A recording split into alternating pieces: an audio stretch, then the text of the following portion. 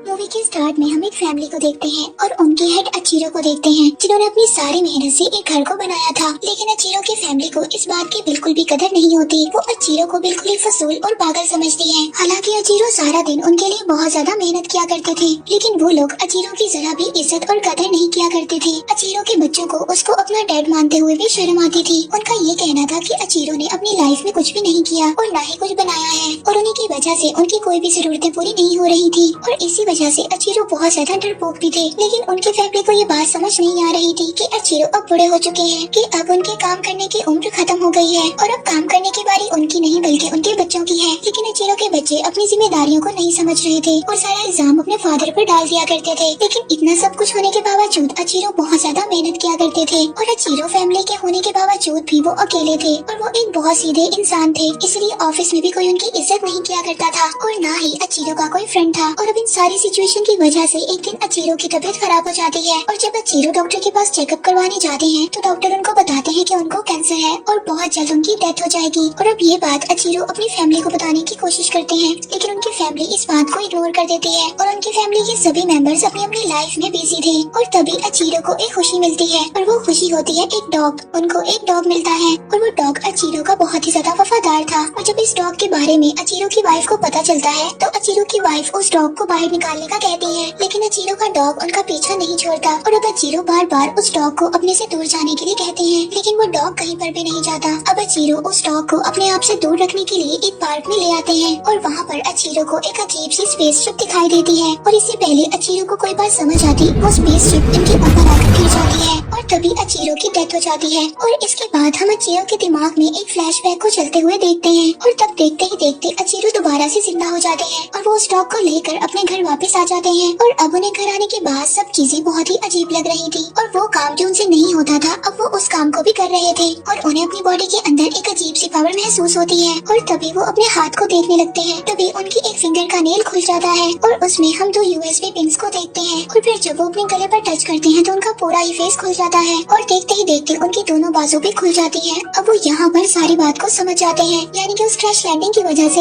ये सब कुछ उनके साथ हुआ था। और अब वो एक इंसान की शक्ल में एक टर्मिनेटर मशीन बन गए थे, और उनके साथ ही हीरो नाम का लड़का जो उस वक्त उस पार्क में मौजूद था वो भी अचीरो की तरह एक मशीन बन जाता है। लेकिन हीरो जल्दी इस टेक्नोलॉजी को समझ जाता है और जल्दी उसमें एक्सपर्ट हो जाता है। इवन उसका अपनी पावर्स पर पूरी तरह से कंट्रोल हो जाता है। हीरो अपने फिंगर से शूट भी कर सकता था और वो किसी भी इलेक्ट्रॉनिक डिवाइस को बहुत अच्छे तरीके से कंट्रोल भी कर सकता था। और अब वो अपने पावर्स के बारे में अपने फ्रेंड को भी बता देता है। और यहाँ पर अगर बात हीरो की जाए तो वो एक अकेला रहने वाला इंसान था। उसकी फैमिली में सिर्फ उसकी मदर थी। उसके फादर पैसों के लिए किसी और के पास चले गए थे, और अब इसीलिए हीरो अपनी मदर को हमेशा खुश देखना चाहता था। लेकिन हीरो की फाइनेंशियल कंडीशन बहुत ज्यादा खराब थी, वो बहुत ज्यादा गरीब था और वो चाहकर भी अपनी मदर के लिए कुछ भी नहीं कर सकता था। और इसी सोच में वो हर वक्त दुखी रहता था। और जब हीरो किसी दूसरी फैमिली को खुश देखता था तो उसको गुस्सा आ जाता था, वो इस बात से जेलस होता था। और उधर दूसरी तरफ हम अचीरो को देखते हैं, जिनको अब अपनी पावर्स के बारे में पता चल गया था। वो देखते हैं कि वो एक कबूतर को बहुत जल्दी हील कर देते हैं, और तभी अचीरो को रोने की आवाज सुनाई देती है। जब अचीरो उस आवाज का पीछा करते हैं तो वो एक हॉस्पिटल में पहुंच जाते हैं। वहाँ पर आकर वो देखते हैं कि एक औरत का बेटा मरने वाला होता है। तभी अचीरो अपनी पावर्स को यूज कर उसके बेटे को ठीक कर देते हैं, और उस औरत का बेटा बिल्कुल ठीक हो जाता है।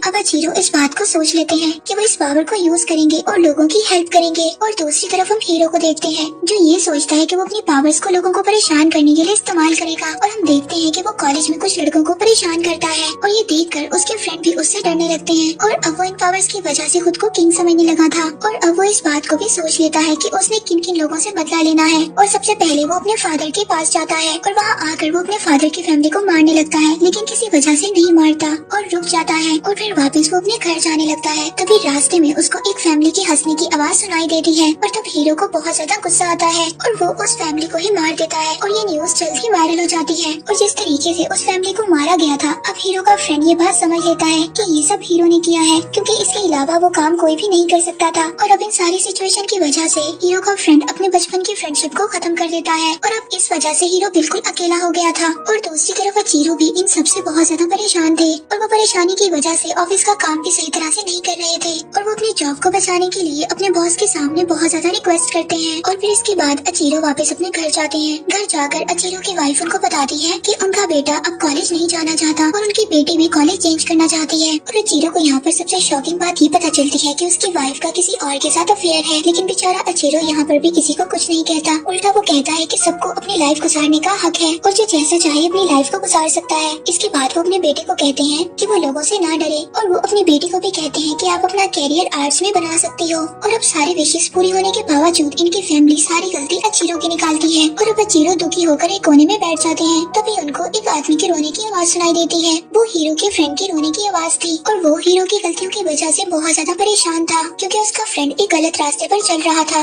अब अचीरो वहाँ पर जल्दी से पहुँचना चाहते थे और अब इसी जल्दबाजी में उनके जेट बूस्टर्स बाहर निकल आते हैं और अब वो जल्दी से उड़कर हीरो के फ्रेंड के पास पहुँच जाते हैं। और जब वो वहाँ पर आते हैं तो हीरो का फ्रेंड उनको सारी सच्चाई बता देता है और कहता है कि आप ही हैं जो उसको रोक सकते हैं। लेकिन अचीरो के पास कोई भी फाइटिंग स्किल्स नहीं थी और अब हीरो का फ्रेंड उनकी इस बात में मदद करता है और तभी वो यहाँ पर सॉल्ट वाला पानी पी लेते हैं। लेकिन उनकी एलियन मशीन इस बात को एक्सेप्ट नहीं कर पाती और जल्दी से उस पानी को बाहर निकाल देती है, यानी कि ये मशीन सॉल्टेड वाटर से खराब हो जाती है। और दूसरी तरफ हीरो के पास पुलिस भी पहुँच गई थी क्योंकि उन्हें पता चल गया था कि उस फैमिली का मर्डर हीरो ने ही किया है। और अब वो लोग हीरो को अरेस्ट करने लगते हैं लेकिन हीरो किसी की भी नहीं सुनता और वहाँ पर सबको वो शूट करने लगता है और वो वहाँ से भाग जाता है। इसके बाद वो अपने फ्रेंड के पास जाता है लेकिन अब हीरो के हर जगह पर चर्चे थे, वो मोस्ट वांटेड होता है और अब इन सब की वजह से हीरो की मदर को सभी लोग बुरा भला कहते हैं, जिससे वो काफी ज्यादा दुखी हो जाती है और सुसाइड कर लेती है। और अब जब ये बात हीरो को पता चलती है तो उसको और भी ज्यादा गुस्सा आ जाता है और जो लोग उसके खिलाफ बोले थे अब उन सबको वो अपना शिकार बना लेता है। वो उन सबके डिवाइसेस को हैक कर लेता है और सबको मारने लगता है। लेकिन अब हीरो को ये बात पता चल गई थी कि इन सबके पीछे हीरो का हाथ है और वो अपनी फैमिली को सभी इलेक्ट्रॉनिक डिवाइसेस से दूर रहने के लिए कहते हैं। लेकिन उनके फैमिली में कोई भी उनकी बात को नहीं सुनता था और दूसरी तरफ हीरो लोगों को किसी और तरह से मारने की प्लानिंग कर रहा होता है। और तभी वहाँ पर उसकी फ्रेंड आती है जिसको ये बात पता थी कि इन सब के पीछे हीरो का हाथ है, लेकिन फिर भी वो हीरो का साथ देती है। उसको इस बात पर यकीन था कि हीरो जल्दी ठीक हो जाएगा और सब कुछ पहले की तरह नॉर्मल हो जाएगा। अब हीरो भी बहुत ज्यादा इमोशनल हो जाता है और अब इसीलिए वो इस बात को डिसाइड कर लेता है कि आज के बाद वो कभी भी किसी को नहीं मारेगा। और तभी वहाँ पर पुलिस आ जाती है और हीरो पर फायरिंग करने लगती है। और अब यहाँ पर हीरो को अपनी फिक्र बिल्कुल भी नहीं थी क्योंकि उसको कुछ भी नहीं हो सकता था। उसको सबसे ज्यादा फिक्र अपने फ्रेंड की थी क्योंकि अगर उसको गोली लगती तो वो मर जाती। और हीरो अपनी फ्रेंड को बचाने की बहुत कोशिश करता है लेकिन फिर भी उसको गोलियां लग जाती हैं और वो मर जाती है।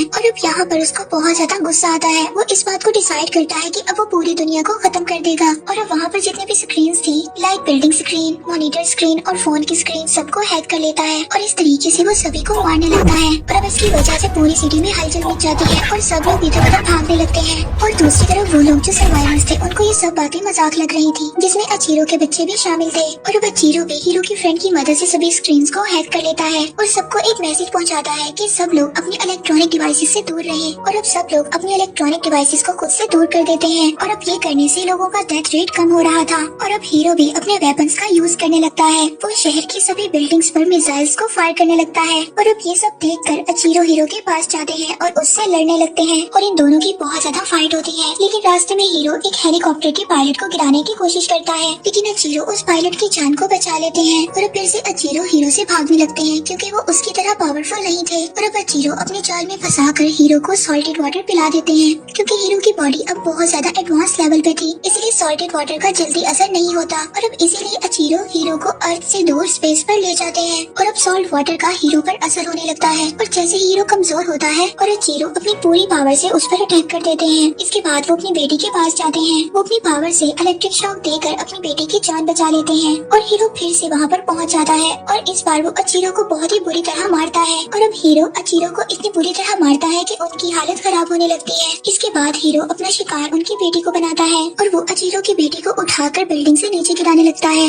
जहाँ पर अचीरो अपनी बेटी के लिए बहुत ज्यादा उससे माफी मांगते हैं और उसको छोड़ देने के लिए कहते हैं। लेकिन फिर भी हीरो उनकी बेटी को नीचे गिरा देता है। और अब जैसे हीरो ऐसा करता है तो अचीरो के अंदर एक अलग किस्म की पावर्स डेवलप होने लगती हैं और वो अपनी पूरी पावर से हीरो को मार देते हैं। और इसके बाद वो अपनी बेटी को भी बचा लेते हैं और इन सब के बाद फिर से सिटी में सुकून हो जाता है। और अब अचीरो के घर में भी सब उनकी इज्जत करने लगते हैं। और मूवी के पोस्ट क्रेडिट सीन में हमें दिखाया जाता है कि हीरो अभी भी जिंदा है और इसके बाद ही मूवी यहीं पर एंड हो जाती है।